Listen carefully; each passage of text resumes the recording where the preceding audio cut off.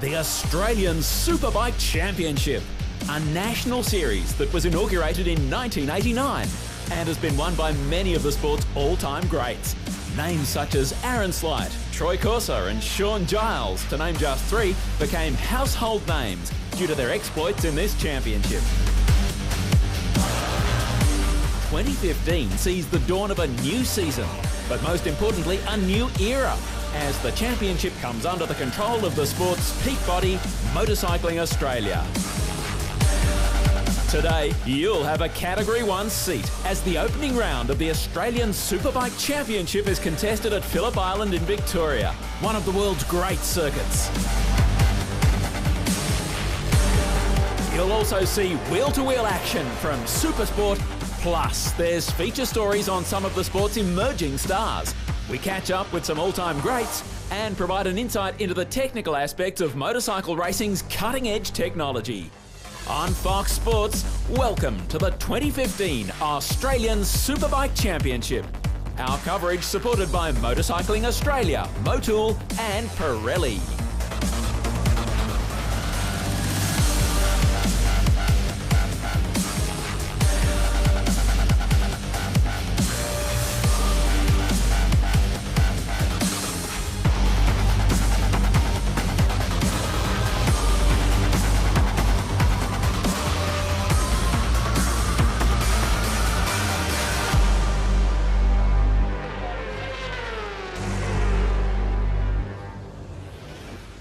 Good to have your company on Fox Sports around Australia, and welcome to our exclusive coverage at Phillip Island, the opening round of the Yamaha Motor Finance Australian Superbike Championship. Weather conditions here on the island pretty good. It is a very special place, and on today's program, some fantastic racing coming your way. A quick check of the champions since this title was inaugurated back in 1989. The first winner, Mal Campbell, able to in fact put a couple of consecutive victories together. The Honda rider very dominant during the early stages. As you can see on screen, some very famous names there, including the 1999 champion Steve Martin, whom you'll hear from in just a moment. Sean Giles, a great rider. Stouther had his time in the sun, followed up by a victory with Glenn Allerton on the Honda in 2008. And over the page now, you'll see that Glenn Allerton is, of course, the defending champion, winning that in 2014. And in fact, that was his second championship victory. Okay, the action will be underway here at Phillip Island shortly. I will be joined in commentary by former World Endurance Champion Steve Martin. And speaking of Steve, a little earlier today, he spoke with Braxton Lane, Motorcycling Australia's president. Braxton, MA are behind this in a big way now this year. You're supporting it well. Tell me why you're supporting it. I guess it's to launch younger kids out onto the international scene. Exactly right, Steve. I think our history is such that we set back into the 80s and you said all the champions that we've had. So it's the opportunity of providing a platform for these kids to move through the ranks, then make the decision, can I go international? We want another Australian champion, we want another world champion. Steve Martin talking with Braxton Lane. Here's the calendar for 2015. Round 2 is at Morgan Park in Queensland, April 10 to 12. Then racing at Barbagallo Raceway, Symmons Plains, and of course culminating at the Phillip Island Grand Prix circuit here in Victoria, the first weekend of October. On today's program, it's Superbikes and Super Sport. And we look forward with no little expectation to bringing you the action that features some of Australia's best riders. Of course, Phillip Island, it goes without saying, one of the world's truly great racing circuits. Many people would in fact suggest it is the best motorcycle circuit in the world. The first actual motor race at the island was back in 1928. The circuit length is 4.45 kilometres with 12 turns. You're watching the Australian Superbike Championships on Fox Sports.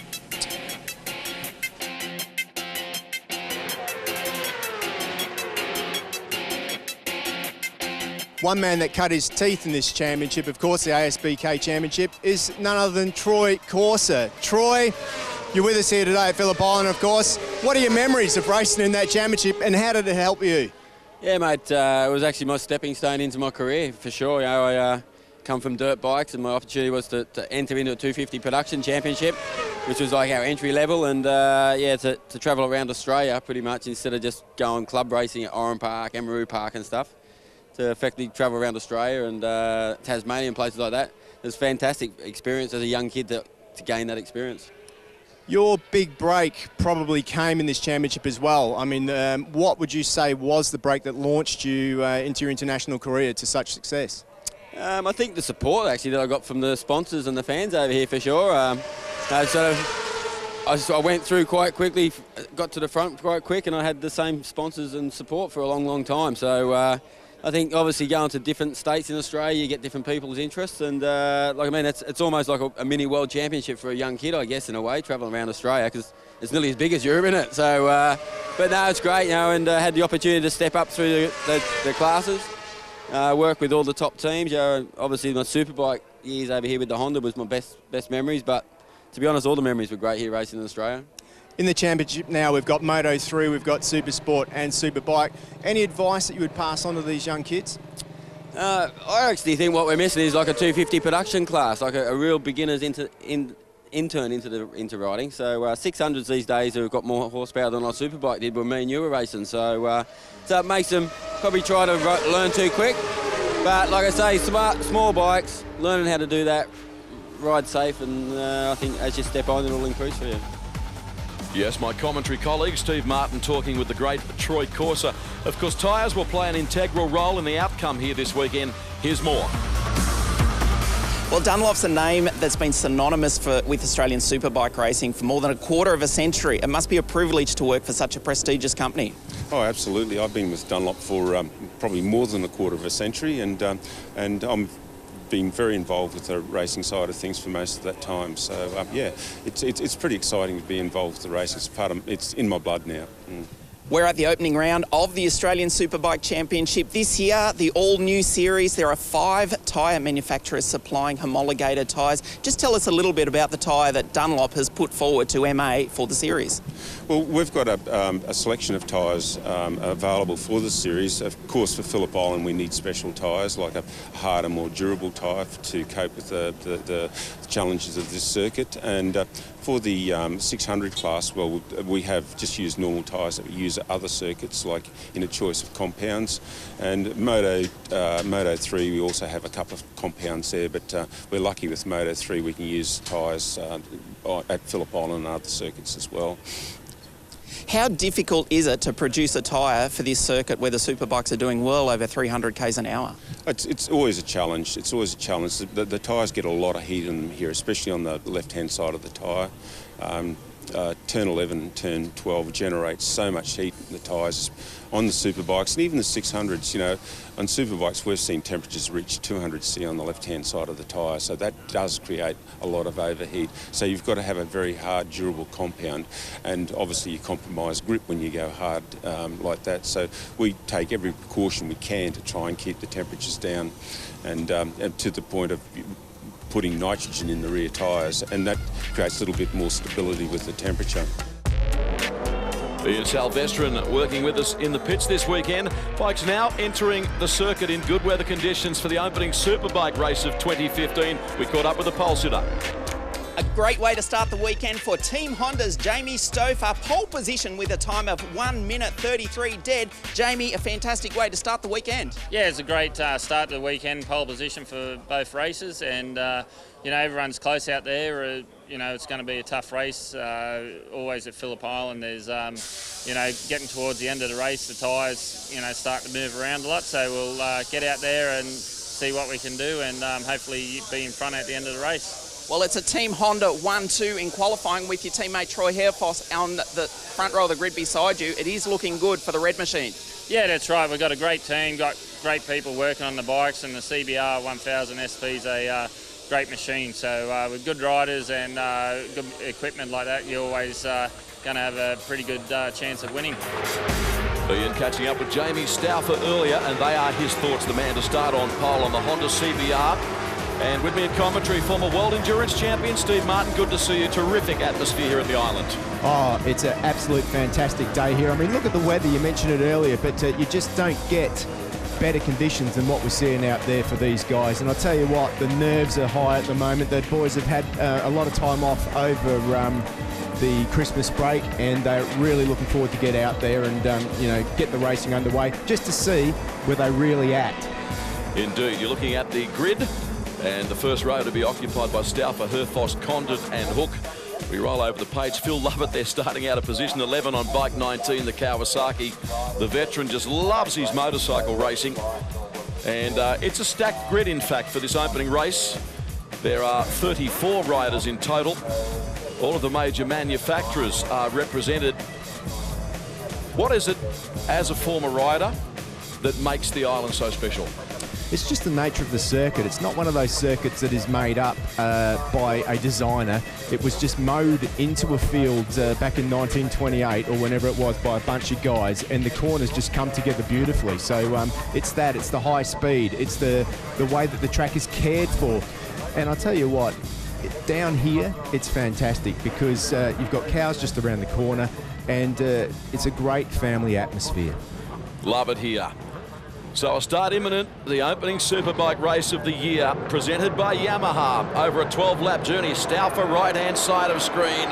A start imminent, they're underway, and it's blast off for 2015. Stauffer got a good start. Herfoss also away quickly, and Sean Condon on the Kawasaki is not far away as they approach the first corner. Good to see Herfoss, though. Herfoss, who's had a year off back with Team Honda. He's got the whole shot there out in front, but it looks like 3 Honda boys, but Condon's just gone up the inside in the southern loop there. That was a good move by him.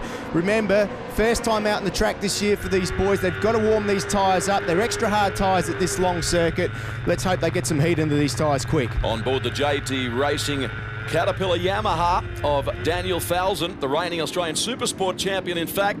They're very tightly packed up front. You're looking at the battle there between Hook and Condon, disputing positions for third and fourth. Race leader Troy Herfoss up front, also a former Australian Supersport champion, and he's being hounded by Jamie Stauffer. Yeah, he's got the old dog behind him there, Stauffer, and he doesn't miss a trick, straight through. That is not easy to do on the first lap, but he's been on fire all weekend as the number 27. Herfoss won't cop that sweetly. He'll come surging back as soon as an opportunity presents, and a great move there by Condon, who carried great speed through the left-hander and has almost got on equal terms with the leading duo. Oh, a big moment, and Condon has gone down.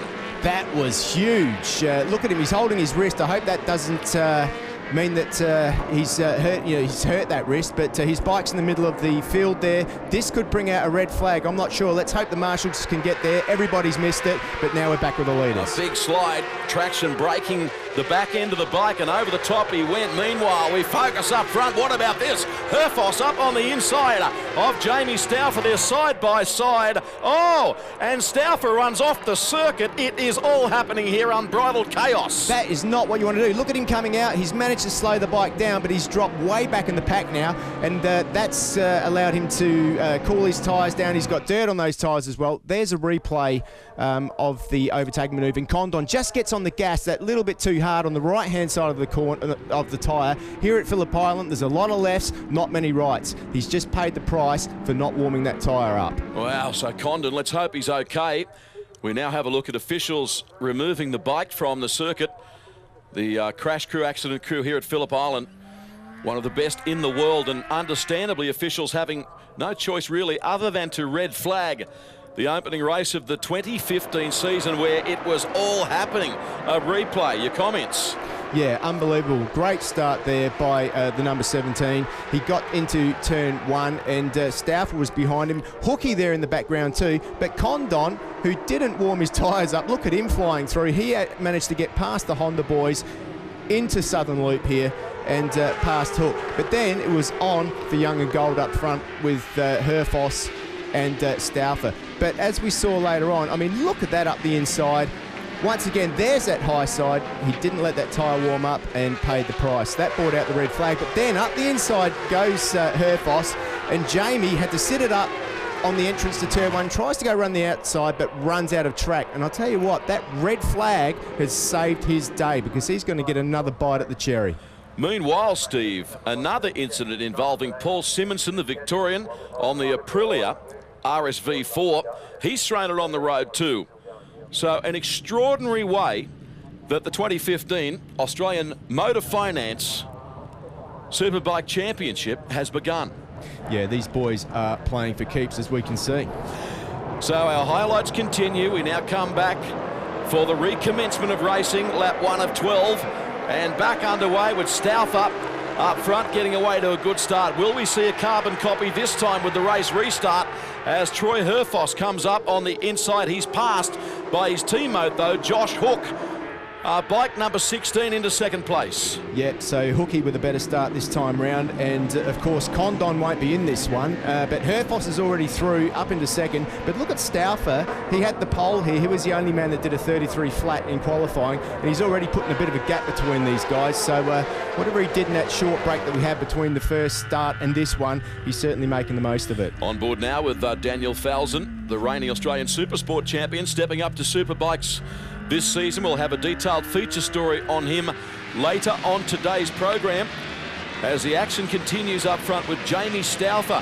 He's a very experienced rider and also knows his way around the bikes mechanically speaking. He's a partner in a very successful motorcycle engine conditioning shop in the New South Wales Hunter Valley. Look, him and his brother have been around motorcycles and motorcycle racing for a long... Oh, look at that! Oh, that is huge! He's had a big off. Stauffer, just as we talk about him, has thrown it down, and that is nasty.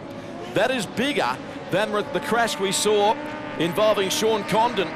Yeah, let's just hope that he's okay. At this stage, the race is continuing, and that's given Troy Herfoss a bit of a gap out front. So luckily for Troy, he got through that, didn't get caught up in Stauffer's crash. Stauffer, once again, not letting those tyres warm up, and just got on the gas a little bit too much, lean angle. But there he is. He's down. Doesn't look like he's in the best of conditions there at the moment. Here's a replay.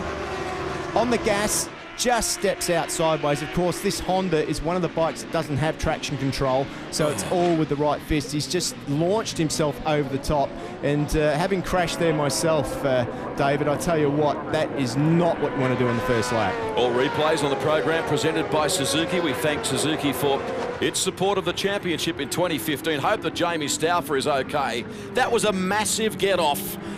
Action-packed start to the Superbike Championship. Herfoss, Machine 17 the leader, Josh Hookie's teammate in second position. As the action continues, lap 2 of 12, we're going to see another red flag here. Another red flag. Well, this is almost unprecedented. The race halted, but understandably, the crash crew's on the scene, tending to Jamie Stauffer. And the news from the scene is that he has a suspected broken leg. Information being passed through us here in the commentary box. Another look at the restart of this race. Yeah, I mean, Stauffer got a brilliant start. He didn't have any problems with Herfoss. Hook went round the outside there. The three-team Honda boys, of course, Sean Condon not in this one, so the three-team Honda boys had it all to themselves at the moment. The other thing I noticed there is Sloane Frost in 4th place in the background there, but there's that big moment where he goes over the top. You can see that he's hit with a lot of impact there. The visors come flying off, and yeah, you can just see there he grabbed his hip on the way down, landed bang on that hip. So that is not good news for Stauffer. Let's hope that he can come back from that and get back out next time. Indeed, it's a tough sport, it goes without saying. Whilst we have this red flag situation, we'll present a feature story, Robbie Phillis and his son Alex.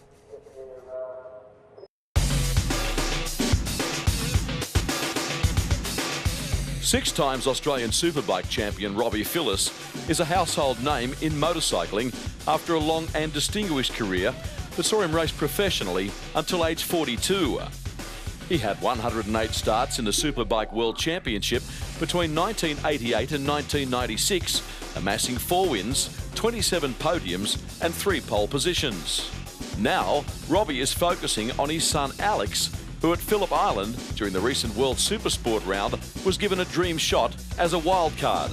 Actually, it was quite incredible because we'd entered a last-minute entry to do the Australian 600 Supersport Championship with Al, because we sort of didn't know what we were going to do this year. Things are pretty tough.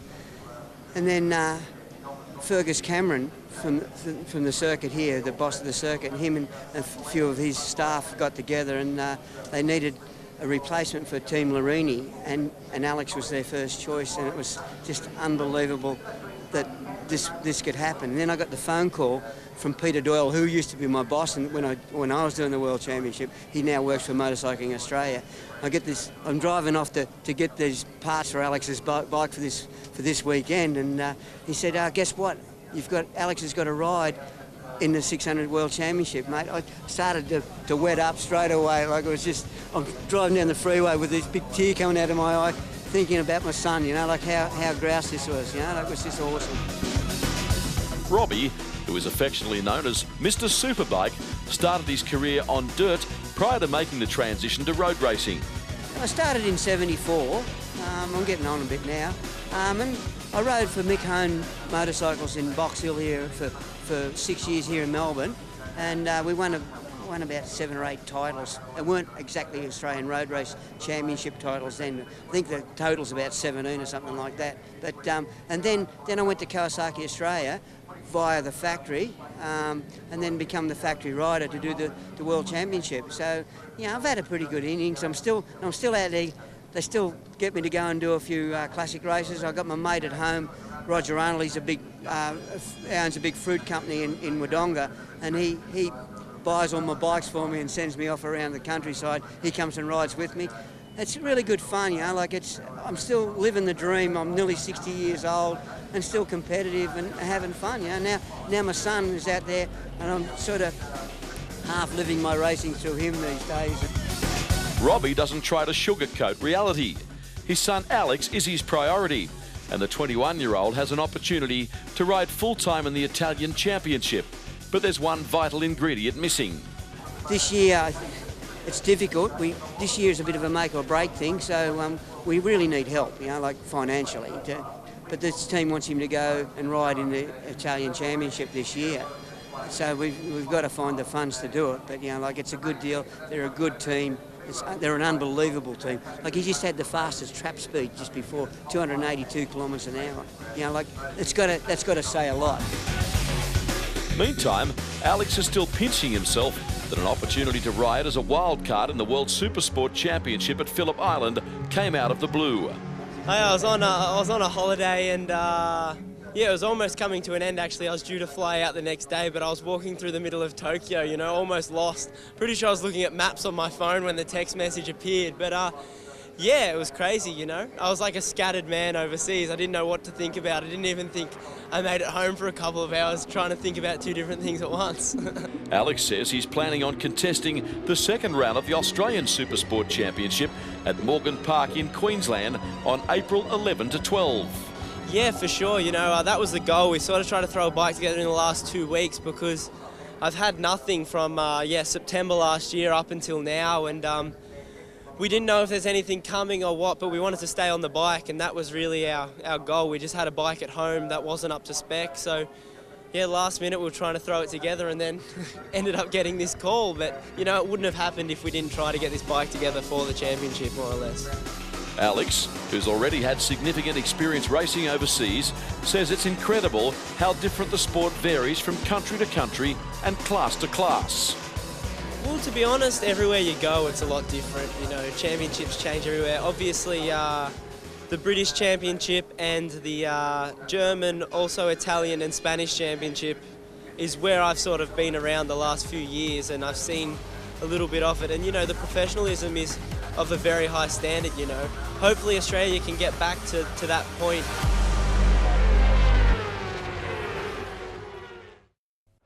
You're watching the opening round of the 2015 Australian Superbike Championship from Phillip Island.